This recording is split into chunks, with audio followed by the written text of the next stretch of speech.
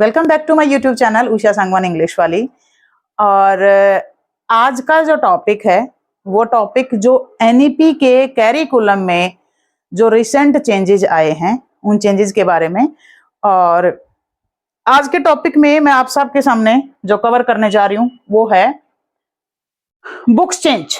जो बुक्स हैं वो कौन सी क्लासेस की चेंज हुई हैं पहले से। वैसे तो आपको पता ही होगा, आप सब लोगों को पता है कि एनईपी जो ना 2020 में इंप्लीमेंट होने जा रही थी, बट ड्यू टू कोरोना बहुत ज्यादा वर्कआउट नहीं हो पाया उसके ऊपर और फाइनली इसको 24 से इंप्लीमेंट किया जा रहा है। तो 1 April 24 means coming session which is going to commence from 1 April. आप इधर देखोगे कौन सी क्लासेस के अंदर बोर्ड एग्जाम होने वाले हैं। क्या 5th और 8th में बोर्ड होगा। उसके बाद हमारा रहेगा जो लैंग्वेजेस जो इंट्रोड्यूस हुई हैं, थर्ड लैंग्वेज कौन सी क्लासेस के अंदर थर्ड लैंग्वेज रहेगी, और नो डिटेंशन पॉलिसी।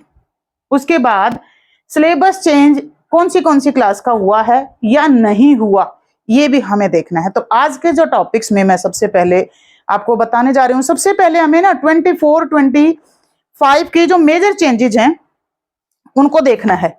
उनको देखने के लिए मैं आपको ये बताऊंगी कि क्या हो रहा है। बुक्स कौन सी क्लासेस में चेंज हुई है।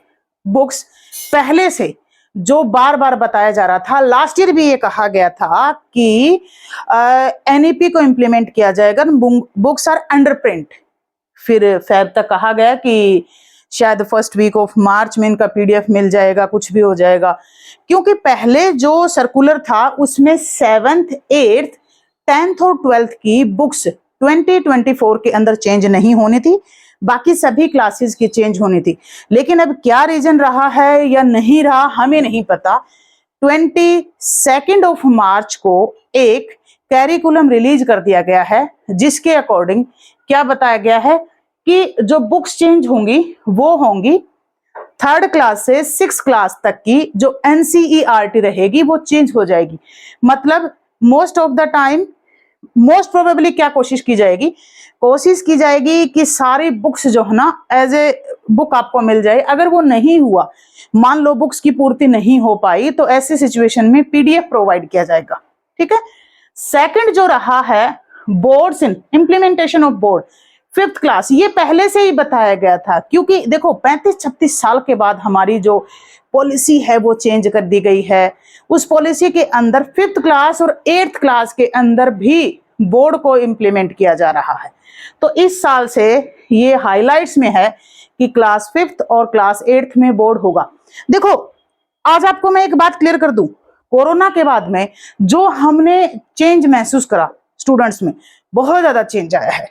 और इस वक्त एक बात डैम श्योर है, जो इस बार 12th के पेपर आए, उन 12th के पेपर को जिस हिसाब से सिलेबस दिया था, जिस हिसाब से सिलेबस को रिड्यूस किया गया था, क्योंकि 30% सिलेबस रिड्यूस कर दिया गया था, सिलेबस भी बच्चों को जो दिया गया था उस हिसाब से जो क्वेश्चन पेपर आए हैं ना, उन्होंने ऐसे चित्त मारा है उठा करके। अगर मैं अपने सब्जेक्ट की बात करूं, मेरा सब्जेक्ट इंग्लिश है, तो इंग्लिश में आपने देखा होगा जो क्वेश्चन से इतने ट्विस्टेड होकर के क्वेश्चन आए थे। जिन स्टूडेंट्स ने थोरोली स्टडी करी होगी उन्हें किसी तरह की कोई प्रॉब्लम नहीं रही होगी, लेकिन जिन स्टूडेंट्स ने थोरोली स्टडी नहीं करी उनको काफी डिफिकल्टीज फेस करनी रही होगी। फिजिक्स का पेपर देखो, इकोनॉमिक्स का पेपर देखो, इंग्लिश का पेपर देखो, सारे ही पेपर तो ट्विस्ट हो करके आए हैं। अब आने वाले टाइम के अंदर वही बच्चे स्टडी करेंगे जिन बच्चों के पेरेंट्स अटेंटिव रहेंगे, जो डे 1 से अपने बच्चों के साथ में लगे रहेंगे। एक्चुअली में क्या है, जो मोर फोकस है वो स्किल्स की तरफ भी है। और स्किल्स में क्या होगा, एक था ना, एक क्वांटिटी और एक क्वालिटी, दो वर्ड हैं, क्वांटिटी और क्वालिटी। क्वांटिटी तो बढ़ जाएगी लेकिन क्वालिटी किन में आएगी, जिनके पेरेंट्स बच्चों के साथ लगेंगे रहे। क्योंकि मोस्ट ऑफ द टाइम बच्चा क्या कर रहा है, अपना जो टाइम है वो फालतू की बकवास के अंदर स्पेंड कर रहा। अगर पेरेंट अटेंटिव नहीं रहा, अगर बच्चे को टाइम टू टाइम नहीं समझाया गया तो दिक्कत आएगी। अब देखो मैंने आपको बताया कि 5th क्लास और 8th क्लास दोनों क्लासेस के अंदर बोर्ड इंप्लीमेंट होने जा रहा है। दूसरी जो बात थी 3 language, introduction of 3 language. 3rd language भी 9th 10th 11th 12th के अंदर कंपलसरी कर दी गई है।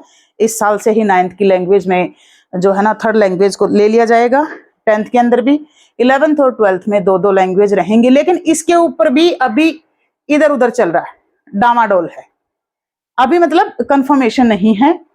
और नो डिटेंशन पॉलिसी के अंदर बच्चे को प्रमोट कर दिया जाएगा। एक्चुअली में सिलेबस चेंज की अगर हम बात करें तो 22 फेब को इन्होंने कैरिकुलम रिलीज करा।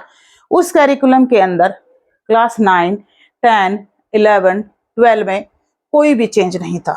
Most of the time we were expecting, क्योंकि जो बार बार जो मैसेज आ रहे थे वो यही थे कि क्या होगा, सिलेबस चेंज होगा, लेकिन सिलेबस को एज इट इज दे दिया गया है। हाँ, कुछ हाइलाइट्स हैं।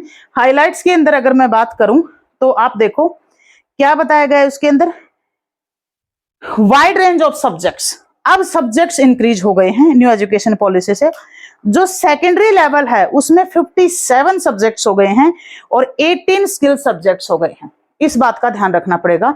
57 सब्जेक्ट्स अलग अलग बच्चा 9th और 10th, स्पेशली 10th में देखा जाता है बोर्ड क्लासेस के अंदर 57 सब्जेक्ट्स दिए और 18 क्या दिए, स्किल सब्जेक्ट दिए। उसके बाद अगर सीनियर सेकेंडरी लेवल की बात करूं तो वहां पर 75 सब्जेक्ट्स इंक्लूड हो गए हैं और 38 जो है ना स्किल्स के सब्जेक्ट इंट्रोड्यूस हो गए हैं। आपने देखा होगा, पहले हमें नहीं पता होता था, हम जब पढ़े थे तो उस वक्त के ऊपर 5-6 सब्जेक्ट होते थे, उसके अंदर जैसे तैसे हो जाता था।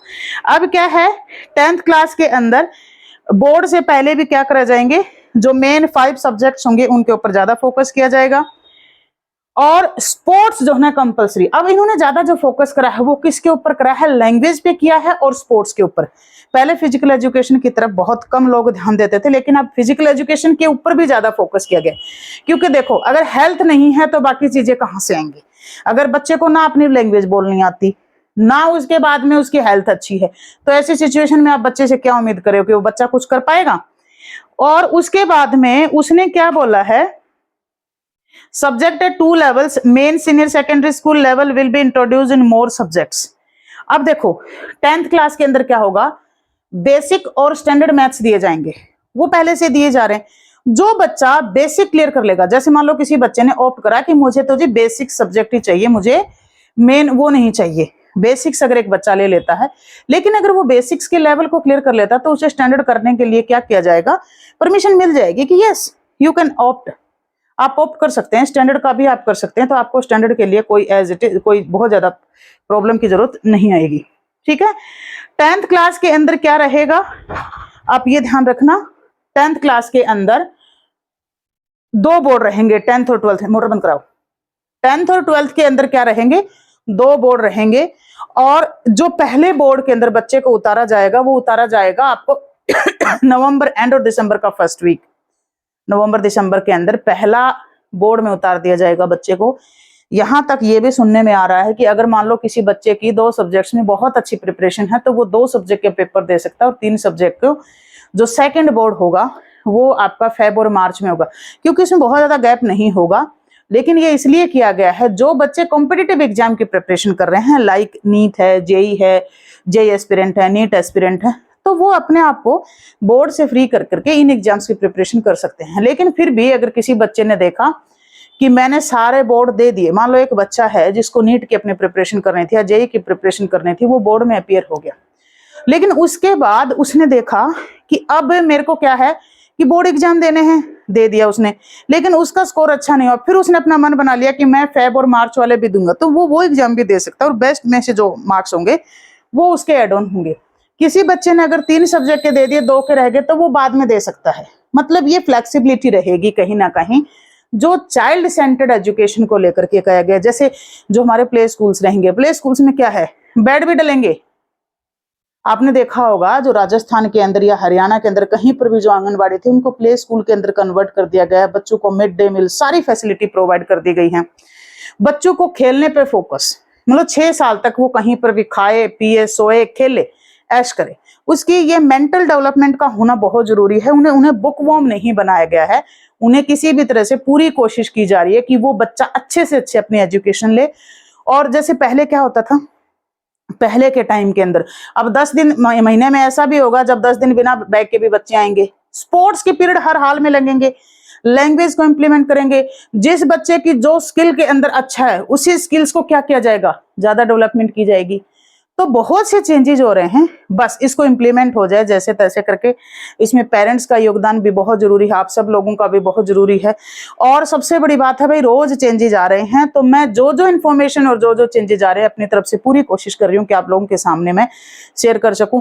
फिर भी अगर आप लोगों को लग रहा है कि कोई डाउट है, कोई क्वेरी है, तो आप मैसेज ड्रॉप कर दो, मैं उस क्वेरी को सोल्व कर दूँ।